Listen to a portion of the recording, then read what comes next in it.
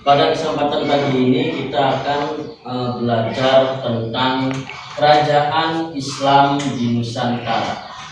Salah satunya yaitu di Pulau Jawa. Nah, adapun kerajaan-kerajaan Islam di Pulau Jawa itu semuanya ada 4. Yang pertama itu Kerajaan Demak. Kedua itu ada Kerajaan Mataram Islam.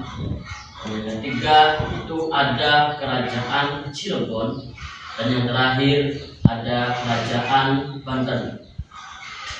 Kerajaan Demak, yang pertama Kerajaan Demak merupakan kerajaan Islam pertama di Pulau Jawa. Jadi Demak itu menjadi kerajaan Islam pertama di Pulau Jawa. Para ahli memperkirakan Demak berdiri pada tahun 1500 Masehi. Letak kerajaannya di Bintoro, makanya sering disebut dengan Demak Bintoro. Itu ada lagi Kerajaan Mataram Islam. Nah, karena kita itu berdekatan dengan Cirebon, maka saya akan menerangkan lebih detailnya tentang Kerajaan Cirebon.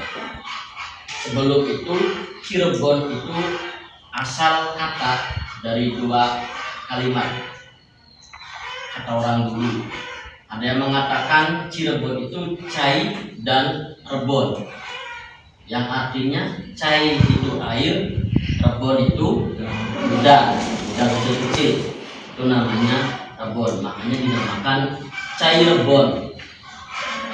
Pada abad ke-16 Cirebon masih di bawah kekuasaan Pakuan Pajajaran, yaitu yang dipimpin oleh Prabu siapa namanya? Prabu Sili. Itu kerajaan atau raja yang ada di Pajajaran. Nah, Pangeran Walangsungsang itu ditempatkan oleh Raja Pajajaran sebagai juru labuhan di Cirebon. Berarti beliau Pangeran Walangsungsang itu adalah putra dari Prabu Sili. Asal mulanya ia bergelar Cakrabumi. Jadi Pangeran Walangsungsang itu mempunyai julukan banyak. Salah satunya yaitu Cakrabumi. Setelah cukup kuat, Walangsungsang memproklamasikan kemerdekaan Cirebon, dan beliau yang tadinya bergelar sebagai Cakrabumi diganti menjadi Pangeran Cakrabuana. Mungkin kita pernah mendengar Cakrabuana, itu nama lain dari Pangeran Walangsungsang. Mungkin kita juga pernah melihat atau kalian pernah menonton salah satu film di salah satu stasiun TV tentang judulnya itu Pangeran Kian Santang. Itu ada sangkut pautnya antara Pangeran Kian Santang, Pangeran Walangsungsang, dan juga Pangeran Nimas Rara Santang. Itu sama ceritanya. Cuman kalau di film Kian Santang itu lebih menceritakan tentang Pangeran Kian Santang. Akhirnya ketika pemerintah setelah Walangsungsang mendirikan Cirebon, karena merasa kuat, beliau dijuluki sebagai Pangeran Cakrabuana. Terus setelah beberapa tahun kemudian, Pangeran Walangsungsang atau Cakrabuana dan Nimas Rara Santang melaksanakan ibadah haji ke Mekah. Jadi beliau melaksanakan ibadah haji semestinya orang Islam. Sepulang dari Mekah, ia memindahkan pusat kerajaannya ke Lemah Lungkup, salah satu daerah Cirebon. Di sanalah kemudian didirikan keraton baru yang dinamakan Pakumwati. Jadi istilah itu di Cirebon ada Keraton Pakumwati, ada lagi Keraton Kanoman, ada lagi Keraton Kesepuhan. Berdirinya kerajaan Cirebon yang didirikan oleh Pangeran Walangsungsang banyak berhasil meningkatkan statusnya menjadi sebuah kesultanan. Siapa beliau? Yaitu yang mendirikan adalah Syekh Syarif Hidayatullah, atau yang kita kenal dengan Sunan Gunung Jati. Sunan Gunung Jati adalah keponakan. Jadi Sunan Gunung Jati itu keponakannya Raden Walang Sungsang atau Pangeran Cakrabuana. Sunan Gunung Jati itu keponakan karena anak dari Nyai Rara Santang menikah dengan seorang raja Mesir, mempunyai anak satu namanya Syarif Hidayatullah, yang kedua namanya Syarif Nurullah. Nah, karena sejak kecil Syarif Hidayatullah itu selalu diceritakan tentang kehebatan Pulau Jawa, keindahan Pulau Jawa. Kenapa dikatakan hebat? Karena ibunya beliau itu Nimas Rara Santang selalu menceritakan bahwasanya di Pulau Jawa itu kalau kita menanam sesuatu pasti akan tumbuh subur. Karena itulah ketertarikan Syekh Syarif Hidayatullah untuk menyebarluaskan Islam di Pulau Jawa, sedangkan adiknya menetap di Mesir melanjutkan perjuangan bapaknya menjadi raja di sana. Nah, pertumbuhan dan perkembangan yang pesat pada Kesultanan Cirebon dimulai ketika dipimpin oleh Sunan Gunung Jati. Beliau juga salah satu dari wali 9 para wali yang menyebarkan Islam di Pulau Jawa, yang dikenal sebagai anggota Wali Songo, Wali Songo atau Wali Sanga. Nah, adapun Sunan Gunung Jati menyebarkan agama Islam itu meliputi daerah Jawa Barat. Makanya rata-rata kan Wali Songo itu yang paling mencar hanya Sunan Gunung Jati. Yang lainnya ada di Jawa Tengah dan Jawa Timur. Di Jawa Barat cuma satu, yaitu Sunan Gunung Jati. Makanya Sunan Gunung Jati itu menyebarkan Islam di beberapa daerah di Jawa Barat, seperti contohnya Majalengka, Kuningan, Galuh, Sunda Kelapa, dan Banten. Pada akhirnya nanti ada kerajaan Banten, di mana kerajaan Banten juga salah satu dari anak turune Sunan Gunung Jati, atau disebut cucune Sunan Gunung Jati, yang bernama Sultan Hasanuddin. Pada tahun 1568 Sunan Gunung Jati wafat.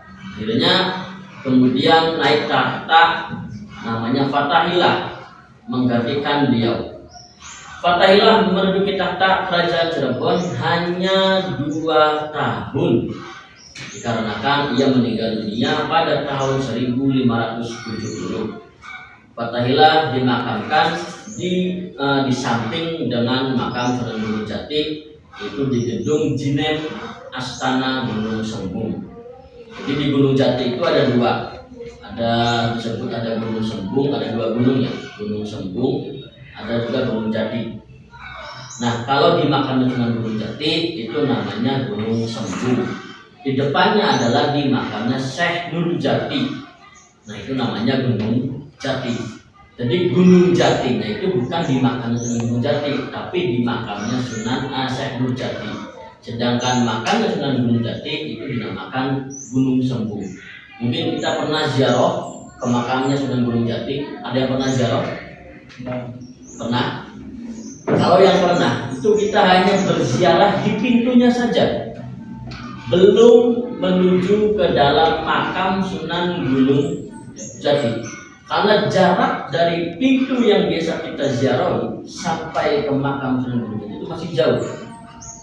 Dan di dalamnya itu terdapat beberapa makam-makam penggede atau pembesar-pembesar Islam pada zamannya. Di sana ada Ki Ageng atau Ki Gede, ada Ki Gede Karangampel dari Indramayu, ada juga Ki Gede Bayalangu, Ki Gede manapun di daerah Cirebon Indramayu, makamnya ada di Gunung Sembung.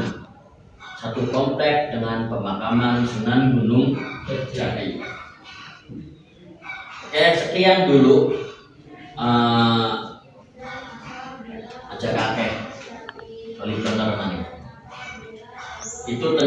Islam di Nusantara, letaknya yaitu di Pulau Jawa. Karena kalau kita menerapkan Islam di Nusantara, Nusantara itu meliputi semua Indonesia, yaitu Pulau Jawa, Kalimantan, Sumatera, bahkan ada yang mengatakan Malaysia juga ikut dengan Nusantara. Nah, saya akan memberikan beberapa pertanyaan. Semoga apa yang saya sampaikan paham ya. Pertanyaan yang pertama, yang bisa silakan anjurkan jari tangan, jangan jari kaki.